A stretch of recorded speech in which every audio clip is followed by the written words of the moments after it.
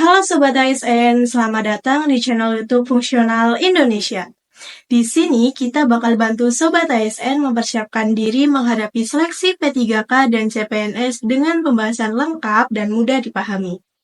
Sebelum lanjut, yuk like, komen, dan subscribe channel YouTube ini supaya Sobat ASN nggak ketinggalan video pembahasan lainnya dari kami. Nah, di video kali ini kita akan bahas soal-soal P3K dan CPNS untuk formasi jabatan penata laksana barang terampil.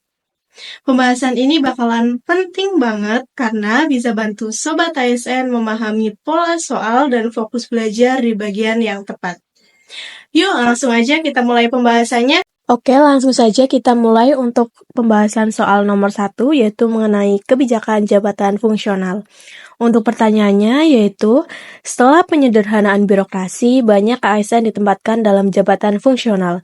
Hal ini membawa perubahan dalam pola kerja dan cara pengelolaan sumber daya manusia di instansi pemerintah. Nah, dalam situasi ini, apa dampak positif yang paling utama dari kebijakan penguatan jabatan fungsional bagi ASN? Di sini ada beberapa jawaban, yaitu yang pertama, untuk opsi A, ASN bisa lebih cepat naik jabatan karena banyaknya jabatan fungsional yang tersedia.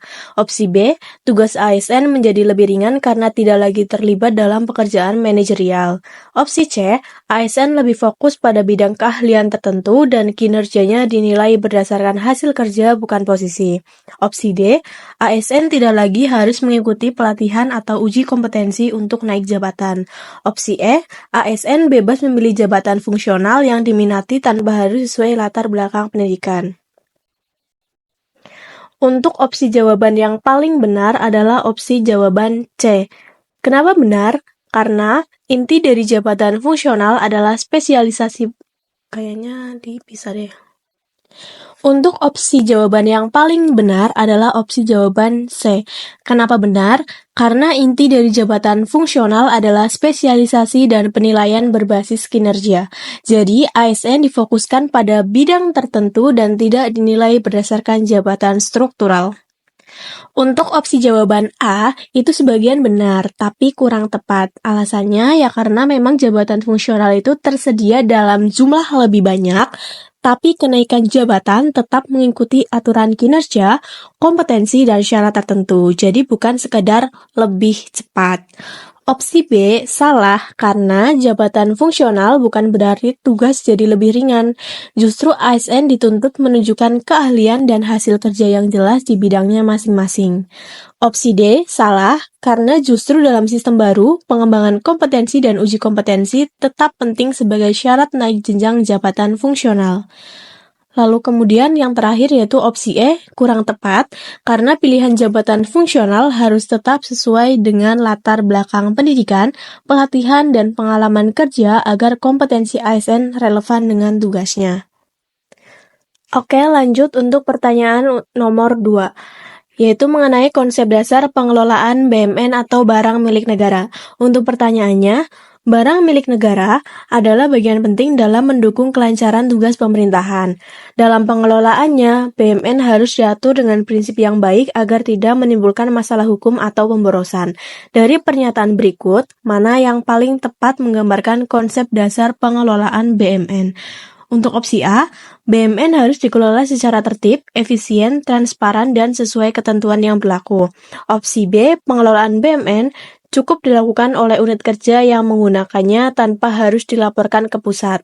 Opsi C, penilaian dan pencatatan BUMN baru dilakukan jika barang sudah rusak atau tidak digunakan lagi. Opsi D, BUMN boleh digunakan untuk keperluan pribadi selama tidak merusak atau menghilangkan barang tersebut. Dan opsi E, yaitu penghapusan BUMN bisa dilakukan tanpa persetujuan bila barang dianggap tidak dibutuhkan lagi oleh pengguna. Kemudian untuk pilihan jawaban yang paling benar adalah opsi A. Kenapa opsi A dianggap benar? Karena prinsip dasar pengelolaan BUMN adalah tertib administrasi, efisiensi, transparansi, dan kepatuhan terhadap peraturan perundangan. Nah, ini itu untuk menjamin akuntabilitas dalam pengelolaan aset negara. Kemudian, untuk opsi B salah. Kenapa? Karena pengelolaan BMN harus dilaporkan dan dicatat secara resmi oleh instansi terkait. Tidak cukup hanya dikelola oleh unit pengguna. Untuk opsi C, kenapa salah? Karena penilaian dan pencatatan BMN dilakukan sejak barang diterima, bukan menunggu sampai barang rusak atau tidak digunakan. Kemudian untuk opsi D, salah karena barang milik negara tidak boleh digunakan untuk keperluan pribadi, meskipun tidak dirusak. Penggunaan harus sesuai tugas dan fungsi resmi. Lalu yang terakhir, opsi E salah karena penghapusan BMN wajib melalui prosedur dan persetujuan dari instansi yang berwenang. Tidak bisa dilakukan sepihak. Oke, baik. Yang selanjutnya kita lanjut ke soal nomor 3, yaitu mengenai kebijakan perencanaan kebutuhan barang milik negara. Untuk pertanyaannya, salah satu tantangan dalam menyusun perencanaan kebutuhan BMN adalah memastikan bahwa barang yang diusulkan benar-benar diperlukan, bukan sekadar mengikuti kebiasaan tahun-tahun sebelumnya. Nah, dalam hal ini, apa yang seharusnya dilakukan instansi saat menyusun rencana kebutuhan BMN? Di sini ada beberapa opsi jawaban, yaitu yang pertama, A. Menyalin daftar barang tahun lalu karena dianggap sudah sesuai dengan kebutuhan kerja. B. Mengajukan barang sebanyak mungkin agar tidak kekurangan saat pelaksanaan tugas. C. Mengutamakan jenis barang yang harganya paling murah agar tidak membebani anggaran. Opsi D. Menyusun daftar kebutuhan tanpa memperhitungkan barang yang masih tersedia di gudang. Dan opsi E. Melakukan analisis kebutuhan berdasarkan pemakaian, kondisi barang yang ada, dan rencana kegiatan ke depan. Untuk opsi jawaban yang paling benar yaitu adalah opsi E, yaitu melakukan analisis kebutuhan berdasarkan data pemakaian, kondisi barang yang ada, dan rencana kegiatan ke depan. Kenapa opsi E ini benar? Karena inilah pendekatan yang seharusnya dilakukan dalam menyusun perencanaan kebutuhan BMN. Dengan menganalisis data pemakaian sebelumnya, mengecek kondisi barang yang tersedia, serta menyesuaikannya dengan rencana kegiatan, maka instansi dapat mengajukan kebutuhan secara tepat dan efisien. Ini sejalan dengan prinsip akuntabilitas dan efisiensi pengelolaan aset negara. Kemudian, untuk opsi A, kenapa salah? Karena itu mengandalkan daftar tahun sebelumnya tanpa kajian ulang. Itu bisa menyebabkan pengadaan barang yang sudah tidak relevan dengan kondisi dan kebutuhan terbaru karena setiap tahun instansi harus melakukan evaluasi atas kondisi barang dan rencana kegiatan, bukan sekedar mengulangi daftar lama. Kemudian untuk opsi B, salah karena mengusulkan barang secara berlebihan tanpa analisis yang tepat beresiko menimbulkan pemborosan anggaran dan tumpukan aset yang tidak terpakai. Perencanaan kebutuhan harus berbasis data real, bukan berdasarkan kekhawatiran yang tidak terukur. Opsi C salah karena harga memang penting dalam efisiensi anggaran, namun barang yang dipilih juga harus memperhatikan kualitas, standar teknis, dan kesesuaian dengan tugas. Barang murah tapi tidak tahan lama justru bisa menyebabkan pemborosan dalam jangka panjang. Lalu opsi D juga salah karena BMN yang masih tersedia dan layak pakai wajib diperhitungkan dalam perencanaan. Jika tidak, bisa terjadi pengadaan barang yang sebenarnya itu tidak perlu, yang mengakibatkan kelebihan stok dan inefisiensi. Untuk yang selanjutnya yaitu soal nomor 4 mengenai kebijakan penggunaan barang milik negara.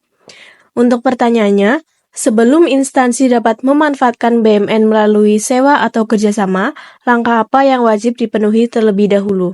Opsi A, menyampaikan laporan tahunan kepada BPK. Opsi B, menyerahkan BMN kepada unit kerja yang memerlukan.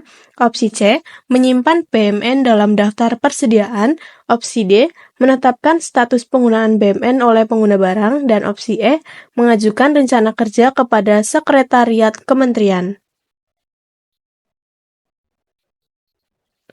Dan untuk opsi jawaban yang paling tepat dan paling benar yaitu di opsi B, yaitu mengusulkan pemanfaatan ruang melalui mekanisme resmi yang sesuai ketentuan yang berlaku. Alasannya karena mengusulkan pemanfaatan ruang yang tidak digunakan melalui mekanisme resmi adalah langkah yang tepat. Ini memungkinkan ruang yang digunakan oleh unit lain, disewakan, atau dijadikan bagian dari kerjasama pemanfaatan tetap dalam koridor hukum dan efisiensi. Lalu untuk opsi A salah karena laporan keuangan penting tapi bukan syarat khusus untuk pemanfaatan BMN. Opsi B salah karena penyerahan ke unit lain tidak masuk prosedur awal pemanfaatan secara legal. Opsi C salah karena barang yang dipersediakan tidak bisa langsung dimanfaatkan seperti BMN tetap. Opsi E juga salah karena rencana kerja umum tidak menggantikan kewajiban penetapan status penggunaan.